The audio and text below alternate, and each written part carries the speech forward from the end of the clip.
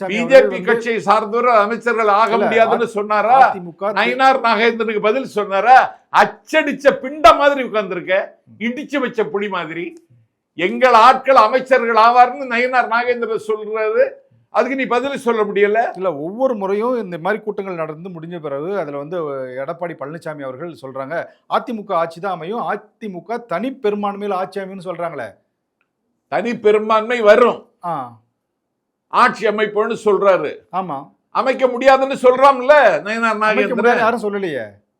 எங்க அமைச்சர்களிடம் இடம் பெறுவாங்கன்னு ஏன் சொல்றாரு? அவருடைய ஆசையை சொல்றாரு. அதைத்தான் சொன்னேன். அப்படியெல்லாம் சொல்லி முகஞ்சொலிக்கிற மாதிரி பேசாதீங்கன்னா சொல்லணுமா? அது கூட சொல்ல அவர் சொல்லிக்கிட்டே தானே இருக்காரு, ஒவ்வொரு கூட்டத்திலையும் சொல்லிக்கிட்டு தான் இருக்காரு.